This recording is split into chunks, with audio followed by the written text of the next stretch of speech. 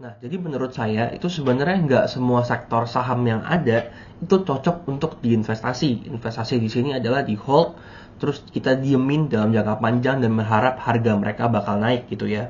Karena menurut saya sifat pergerakan dari setiap masing-masing saham itu beda-beda nih.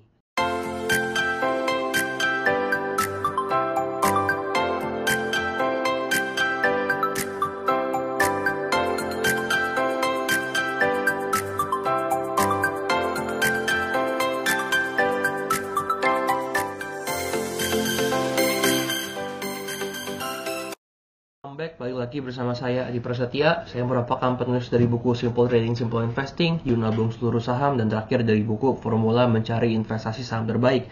Nah, pada kesempatan kali ini saya pengen bahas soal sektor saham yang menurut saya kurang cocok untuk diinvestasikan dalam jangka panjang. Nah, jadi menurut saya itu sebenarnya nggak semua sektor saham yang ada itu cocok untuk diinvestasi. Investasi di sini adalah di hold, terus kita diemin dalam jangka panjang dan berharap harga mereka bakal naik gitu ya. Karena menurut saya sifat pergerakan dari setiap masing-masing saham itu beda-beda nih.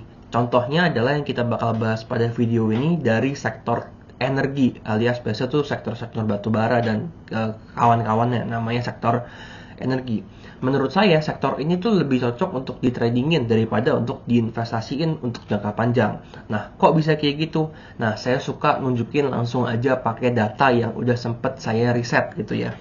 Nah, di sini saya ngebuat sebuah simulasi di mana kita ngebeli semua saham sektor energi di dalam indeks LQ45. Kenapa LQ45? Karena jujur aja dari sudut pandang saya itu lebih gampang untuk ngorek datanya karena udah tersedia, dan plus juga LQ45 biasa itu rada menjamin likuiditas dari saham tersebut karena cuma saham-saham liquid yang bisa masuk ke indeks LQ45, namanya aja liquid 45 gitu ya, LQ45.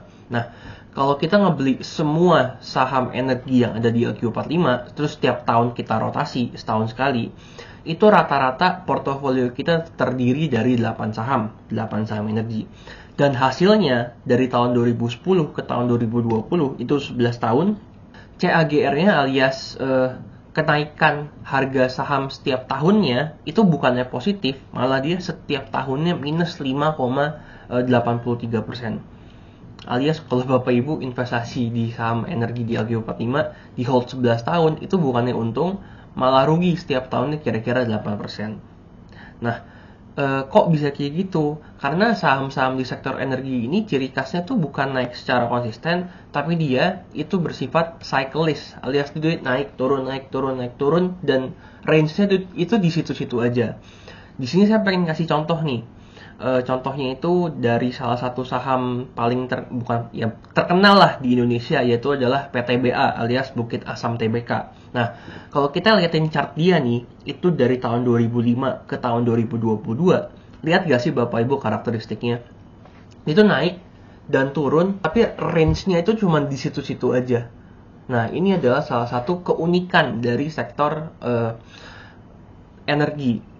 Dan kalau kita mau beli saham di sektor ini, tentunya saya yakin lebih cocok untuk Bapak Ibu menggunakan strategi trading dibandingin Bapak Ibu berinvestasi di saham-saham sektor kayak gini. Kecuali mungkin bagi yang udah expert banget, udah ngerti untuk beli di level terendahnya, itu mungkin baru bisa masuk. Tapi secara overall lebih cocok untuk di tradingin. Mungkin sekian dari saya, semoga bermanfaat. Sampai jumpa pada video selanjutnya.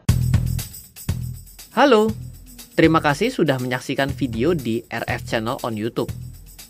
RF Channel adalah channel edukasi untuk kita secara bersama-sama belajar dan mendapatkan aktualisasi mengenai investasi, keuangan, dan bisnis bersama saya, Ryan Filbert, dan tim. Nomor WhatsApp saya di 0895 07 08 0789 0895 07 08 0789. Download aplikasi MyRF di Android atau iOS untuk mendapatkan artikel dan tema-tema khusus mengenai edukasi investasi, keuangan, dan bisnis pada aplikasi MyRF sekarang juga. Setiap bulan, saya bersama dengan tim memiliki kelas mulai dari belajar trading dengan analisa teknikal, yang strateginya bisa Anda terapkan pada seluruh market, mulai dari saham, forex, hingga cryptocurrency, atau kelas investasi saham bernama Fundamental Camp.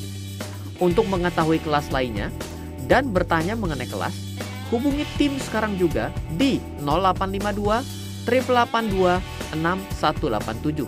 Sekali lagi, 0852 882 6187. Semoga terus bermanfaat. Dari saya Ryan Filbert, salam investasi untuk Indonesia.